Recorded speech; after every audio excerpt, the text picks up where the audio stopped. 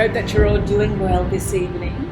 It's Saturday night here in New Orleans, and I've had a lovely dinner, and I've come home like a good little witch just to begin my rituals. It's coming up to midnight, so it's time that I start to get focused and ready.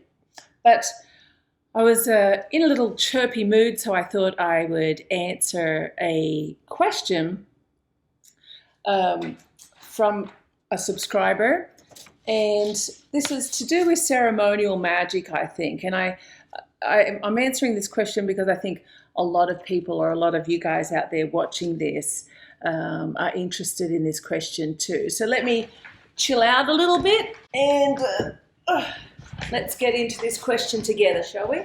So this is from Eric, and Eric asks, I have a rather simple question.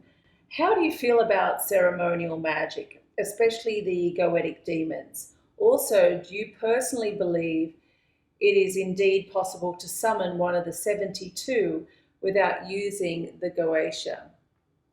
So what do I think of ceremonial magic?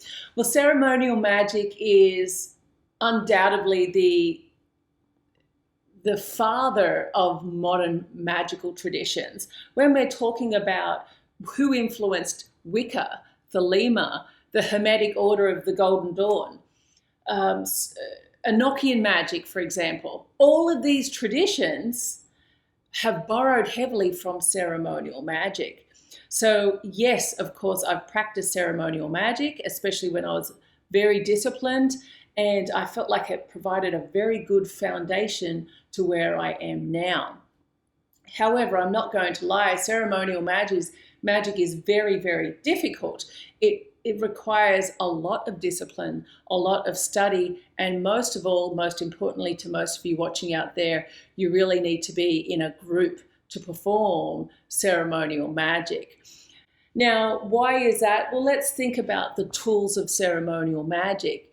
Firstly, if we've got, I don't have it here with me, but the triangle of the art, and this is basically a triangle with a scrying mirror in it. And what you're doing, apart from everything else involved in that ritual, you need to look into this mirror and be able to connect with the spirit, ask the spirit questions, be able to ensure that the spirit doesn't leave that space in case it causes issues. That's part of the issue. It's the protection issues, and that's why you have so many other people performing so many other roles. And then you've got somebody, basically you've got the person connecting with the spirit, and then you've got the person also communicating with the spirit. All of these roles have specific names, and it's very hard for an individual to be so disciplined that they can control that whole setting themselves. It is wonderful to be a part of that type of ritual, but it is very difficult to be able to achieve results with that type of ritual by yourself. Now, when it comes to, of course, the demons, the way I practice now, yes, I have stepped away from doing that because the way we practice traditional ceremonial magic routines, especially the lesser keys of Solomon and so forth, these are about binding and controlling spirits. And sort of now I practice magic very different, and I feel I don't want to control or bind demons. It's not what I do. So I don't practice like that. So hence why I developed my own magical practice to connect with the demons. And yes, they are the goetic demons, and I connect with a lot of other demons too, but I use now my own method for doing that, which doesn't require the ceremonial magic ritual.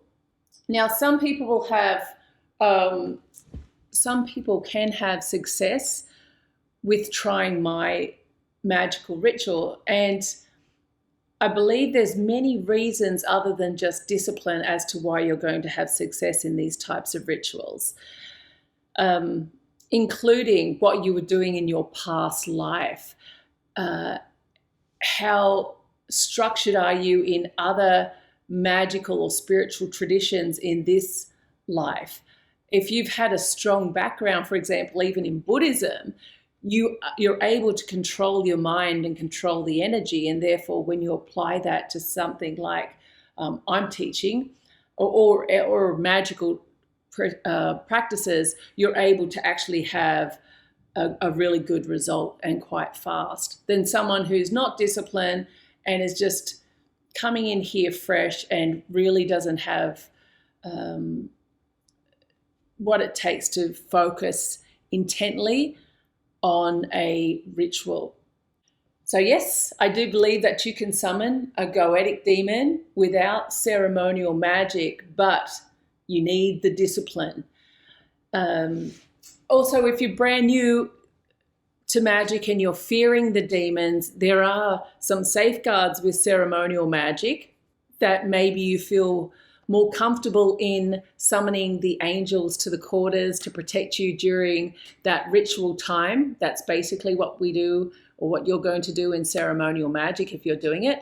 With my methods, I'm not connecting with angels to ask them to protect me at all. Now, there's some really great books on learning how to do ceremonial magic. And if you wanted to spend some real time in researching, I recommend this book. It's called Gateways Through Light and Shadow.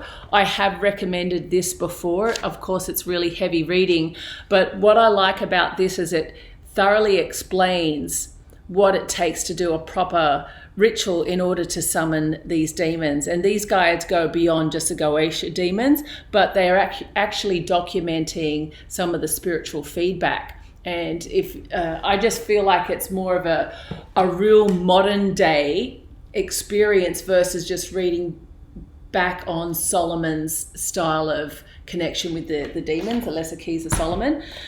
And if you're looking for another method, other than my method, of course, that of connecting with the Goetia demons without doing ceremonial magic, of course, there's other books such as this one's by... who's this by? Corwin Hargrove, Goetia Pathworking. There's a couple of different titles when it comes to pathworking. Pathworking isn't a new word by any means. Us witches do a lot of pathworking with many different types of rituals as well. But I've recommended this to some of my students, not just this book, but Goetia style pathworking. And basically what that's doing is you connect with Lucifer first, and sometimes it's through visualization. So you'll see Lucifer as, I recommend always his sigil or his N, and then you'll start to connect with all the other demons that are under Lucifer by basically the legion. You'll follow the legion of demons to get to the demon you want to work with. But that's another way of successfully working with some of the Goetia demons. But my way might be better for one person, and this style better for another person. And then, if you're very structured, maybe the traditional ceremonial magic way may be the best for you.